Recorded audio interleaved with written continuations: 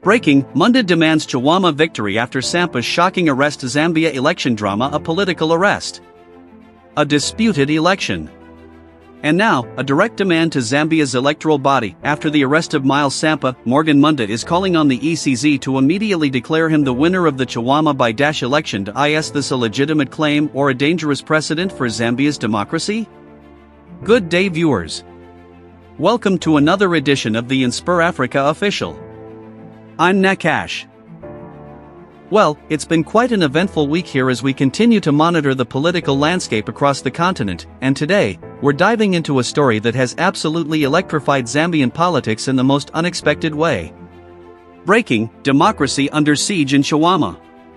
Picture this, a constituency where votes have been counted, results announced, and a winner declared. The democratic process, seemingly complete. But what happens when the very person meant to uphold that process? The returning officer himself finds himself in handcuffs, accused of electoral fraud? What happens when the declared winner's victory suddenly hangs in the balance, tainted by allegations of manipulation at the highest levels? In Chawama constituency, Zambia, we're witnessing a political earthquake that threatens to shake the very foundations of electoral integrity. Tasila Lungu, the returning officer entrusted with safeguarding democracy, now stands accused of criminal misconduct. The People's Pact candidate, Sampa, who was declared the victor with 7,169 votes, has been dramatically arrested. And now, the losing UPND candidate, Gift Muunda, who garnered 6,298 votes according to official records, is demanding something extraordinary, that he be declared the rightful winner. But here's where it gets truly sinister. Could this have been a meticulously orchestrated scheme from the very beginning? Was democracy in Chawama nothing more than theatrical performance, with results predetermined behind closed doors? How deep does this alleged conspiracy run? And if a returning officer, the guardian of electoral truth, can be compromised, what does this say about the integrity of Zambia's entire democratic system? The questions are haunting. The implications, staggering. And the people of Chawama? They're left wondering, did their votes ever really count? Factual foundation. The revelation came to light in dramatic fashion this past week when Zambian authorities moved swiftly to arrest both the Chawama constituency returning officer, Tasila Lungu, and the declared winner of the December 2024 by-election, Sampa of the People's Pact Party. Let's establish the facts. The Chawama constituency by-election took place in December 2024, just weeks ago. This by-election was necessitated following the death of the sitting member of parliament, and it quickly became one of the most hotly contested races in recent Zambian political history.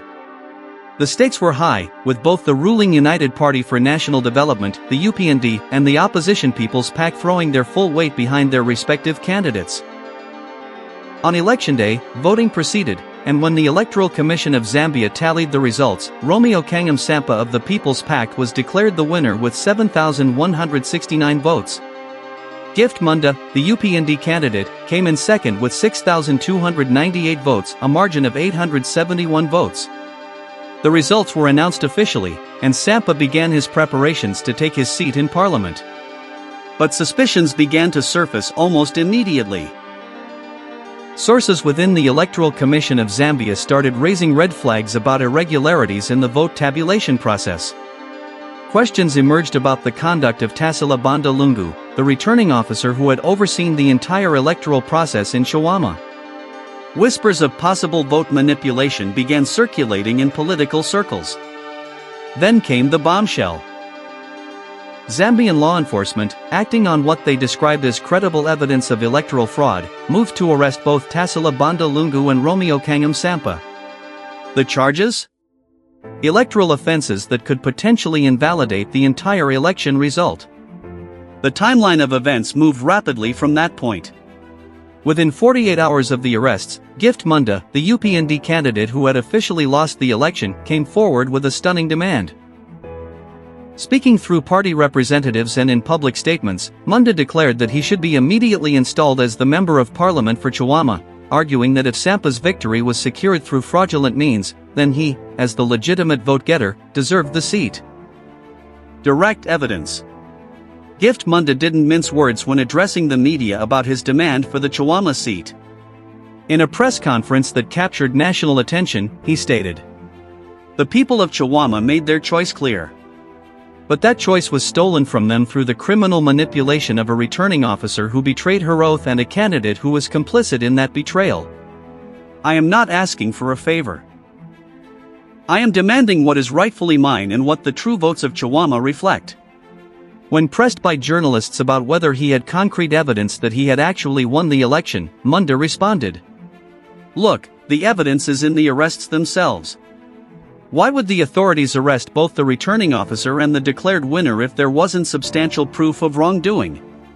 The Electoral Commission of Zambia doesn't make such moves lightly. We're talking about, a complete breakdown of electoral integrity at the constituency level." A reporter then asked, "But Mr. Muunda, the official results showed you losing by 871 votes. Are you claiming those numbers were completely fabricated?" Muunda leaned forward, his voice rising with conviction. "What I'm saying is that we cannot trust any numbers that came from a compromised process overseen by a compromised official." Those 871 votes? They might as well be 8,000 votes or 800 votes. They mean nothing if they were manufactured through fraud. The real question isn't how many votes separated us according to fraudulent tallies. The real question is, what were the actual votes cast by actual voters? Representatives from the People's Pact fired back with their own statements. Party spokesperson Marcus Mumba told reporters, "This is nothing more than political opportunism of the worst kind. Romeo Sampa won that election fairly and squarely, and these arrests are, they're part of a politically motivated witch hunt designed to overturn the will of the people. The UPND cannot accept defeat, so they've weaponized law enforcement to steal a seat they lost at the ballot box." When asked specifically about the allegations against returning officer Tasila Bandalungu, Mumba stated, "We don't know what evidence, if any, the authorities claim to have against Ms. Lungu. But what we do know is that, Romeo Sampa conducted his campaign with integrity. He connected with voters. He presented a vision for Chawama. And the people responded by giving him their votes. If there were irregularities, and we're not conceding that there were, but if there were, Romeo had nothing to do with them." Electoral Commission of Zambia spokesperson Sylvia Bwalia issued a carefully worded statement that has only deepened the mystery. The Electoral Commission takes allegations of electoral fraud with the utmost seriousness. We are cooperating fully with law enforcement in their investigation.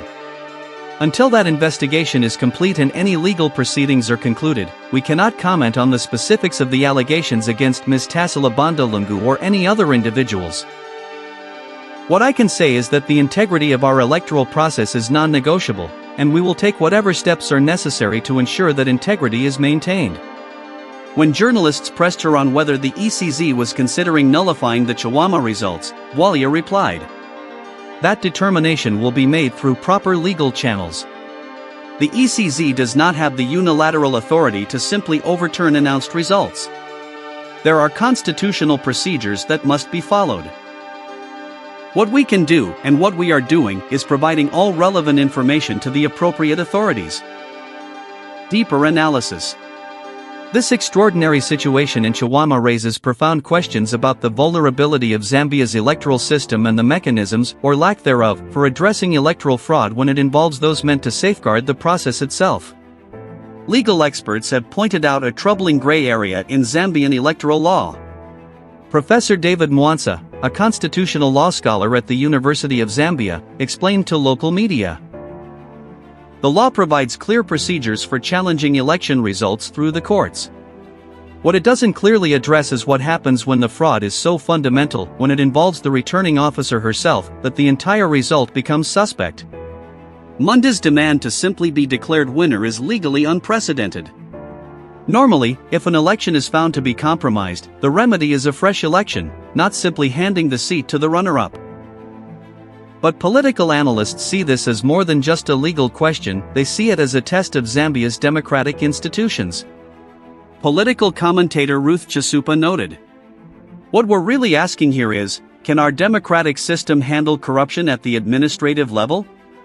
We've seen disputed elections before. We've seen candidates challenge results. But an arrested returning officer? That's a direct attack on the credibility of the entire electoral infrastructure. If we can't trust the people counting the votes, how can we trust any result they announce?